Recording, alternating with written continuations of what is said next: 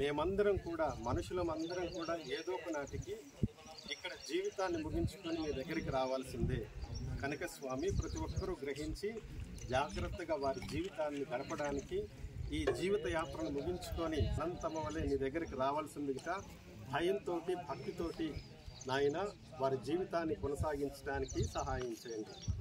నీవు నరకాన్ని తప్పించి మోక్షాన్ని ఇచ్చినటువంటి దేవుడు ఇది గ్రహించి